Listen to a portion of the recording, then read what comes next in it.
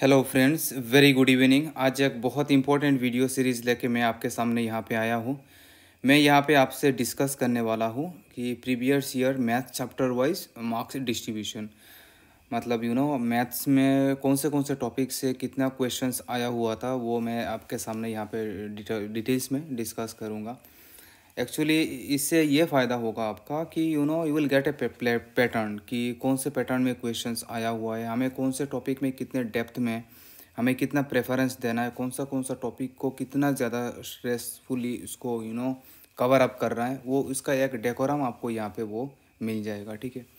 अब obviously same pattern में वो एग्जैक्ट नंबर ऑफ क्वेश्चंस इस टॉपिक से इस बार आएगा, इस बात का गारंटी कोई नहीं दे सकता।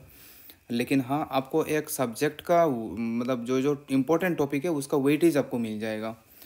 और ये स्टार्ट करने से पहले मैं आपको ये बोलना चाहूँगा कि यहाँ पे एग्जैक्ट मतलब एग्जैक्ट नंबर ऑफ क्वेश्चंस देना थोड़ा मुश्किल हो जाएगा। ये वेरी करेगा आपका टीचर टू टीचर। ग्रेड 3 में यहाँ पे बात कर रहा हूँ आपका ग्रेजुएट लेवल में जो हुआ था, जो मेरा पेपर था, ग्रेजुएट लेवल में जो पेपर था, मैं उस पेपर का पैटर्न का बता रहा हूँ। ऑब्वियसली ये मैं थोड़ा बेटर बोल पाऊँगा क्योंकि मैंने ये पेपर अटेम्प्ट किया था। और आपका एक छोटा सा अनाउंसमेंट है, अभी हमारा ऑनलाइन न्यू बैच हमारा स्टार्ट हुआ है नोटिफिकेशन आने के बाद। तो इसमें अगर आप इंटरेस्टेड है तो आप इस कॉन्टैक्ट नंबर से बात करके आप हमसे जोड़ सकते हैं। अभी हम लाइव क्लासेस ले रहे और बहुत स्टूडेंट्स मैसेज कर रहे थे कि उनको स्टडी मटेरियल नहीं मिल रहा है। तो मैं आपको बोलूँगा, आप मेरा ऐप इस नाम से, जहीरुल सर नाम से ऐप में प्ले स्टोर में ऐप दिया हुआ है, आप ऐप को डाउनलोड कीजिए। फिर यहाँ पे आप जाइए स्टडी मटेरियल सेक्शन, वहाँ पे मैंने यहाँ फिर कमेंट का पहला पिन किया कमेंट मिलेगा, आप उस आपको लिंक भी वहाँ पे मिल जाएगा। तो स्टडी मटेरियल सेक्शन से आप वहाँ पे सेक्शन वाइज मैंने स्टडी मटेरियल दे रखा है, आप आराम से जाके देख सकते हैं। ठीक है जी, तो चलिए स्टार्ट करते हैं। तो मैं वही बता रहा था आपको कि ये वेरी करेगा आपको टीचर टू टीचर कि कौन से टीचर में कौन सा टॉपिक कौन से एंगल से लिया हुआ है, वो उनके ऊपर डिपेंड करेगा। तो एग्जैक्टली बोल पाना वो मुश्किल है, लेकिन मेरा जो एक्सपीरियंस थोड़ा बहुत है मैं वो आपके साथ यहाँ पे शेयर कर रहा हूँ। ठीक है।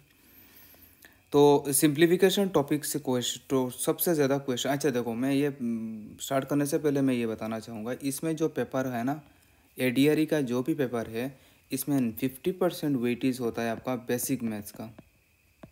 बेसिक मैथ्स का 50% वेटेज है। अब बेसिक मैथ्स में कौन कौन आता है, सिंप्लीफिकेशन टॉपिक आपको अच्छे से करना है, नंबर सिस्टम अच्छे से करना है, एलसीएम एचसीएफ, परसेंटेज, और उसके बाद फिर आपका ratio and proportion.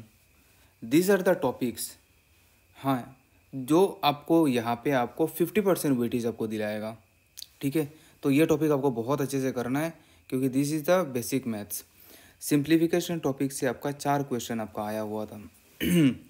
Simplification topic से सबसे ज़्यादा क्वेश्चन आया हुआ था। अब एक तो था आपका बदमाश रूल के ऊपर में क्वेश्चन था, एक तो था आपका बदमाश रूल के ऊपर शायद दो क्वेश्चन था आपका बदमाश रूल के ऊपर।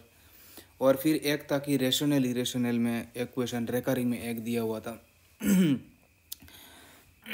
और एक क्वेश्चन इसमें फॉर्म में दिया हुआ था कि x 1/x का वैल्यू कुछ है, तो x² + 1/x² इसका वैल्यू क्या था, ऐसा कुछ वैल्यू दिया हुआ था। बहुत आसान था। मैंने शॉर्ट ट्रिक में हमने सिंप्लीफिकेशन सीरीज़ में ये हमने बोल रखा है। हमारा इसमें यूट्यूब में हमारा सीरीज़ भी चल रहा है, सिंप्लीफिकेशन मतलब पूरा मैथ्स का सीरीज़ चल रहा है। अगर आपने नहीं देखा होगा आप वहाँ पे जाके देख सकते हैं, इससे आपका पूरा मैथ्स हो जाएगा। मेरा मैथ्स का सीरीज़ और रीजनिंग का सीरीज़ हमारा चल रहा है, एडीआरई मैथ सीरीज़, एडीआरई रीजनिंग सीरीज़, आप वहाँ पे जाके वो पूरा देख सकते हैं, यहाँ पे दिया हुआ है।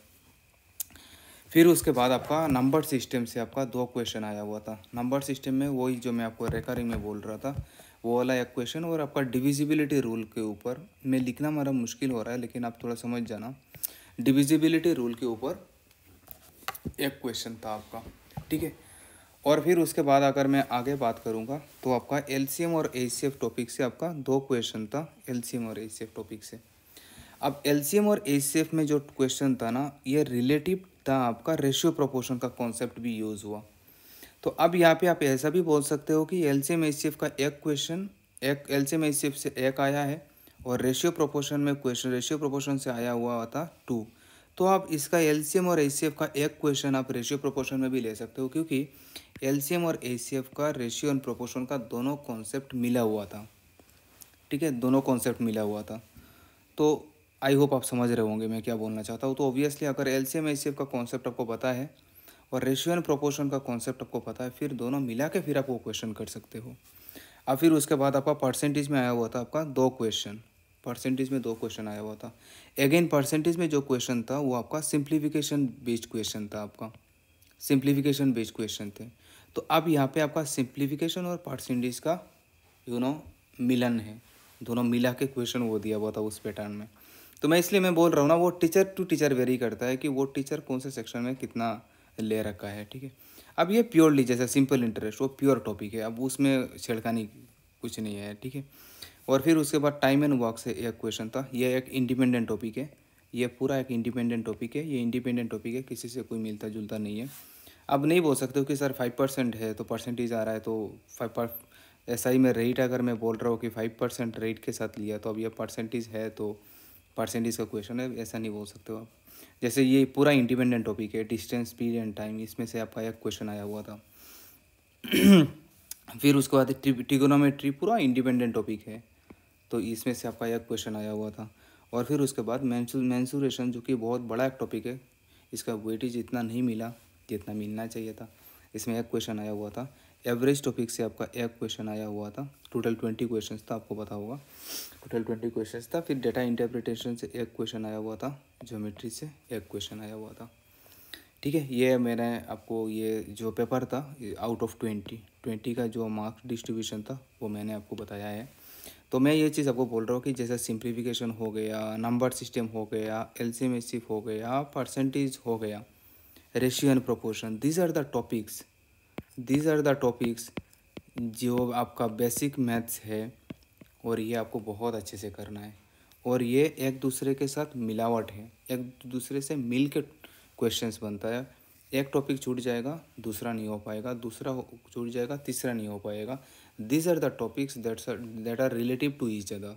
लेकिन बाकी जो टॉपिक जैसे मैंने आपको बताया, जिस distance, time, trigonometry, mensuration, average, data interpretation, geometry, simple interest, time and work, this are the topics that are totally independent. जैसे टाइम एंड वर्क का इंडिपेंडेंट कॉन्सेप्ट है, सिंपल इंटरेस्ट इंडिपेंडेंट है, time and distance that is totally different है ना, independent concept है। तो जो topic relative topic है, आपको वो सारा टॉपिक्स में ज़्यादा से ज़्यादा स्ट्रेस देना है। ठीक है, एक वही आपको एक पैटर्न बताना था। फिर अगले वाले सीरीज़ में मैं आपको बताऊंगा कि बाकी आपका ग्रेजुएशन में सेकेंड ईयर लेवल में मैथ्स कैसे आया था, फिर आपका जीएस, इंग्लिश, रीजनिंग, पूरा 4-5 पेपर का पूरा एनालिसिस करके मैं आपके सामने मैं लेके आऊँगा इस सीरीज़ के साथ। ठीक है, अगर आप हमारे साथ जुड़ना चाहते हैं और अगर आप हमें सपोर्ट करना चाहते हैं तो please do subscribe this channel, और हमें इस फैमिली को और आगे बढ़ाने में आप हमें मदद करेंगे। And I wish you all the very best for your upcoming preparation. Good luck, take care and bye bye.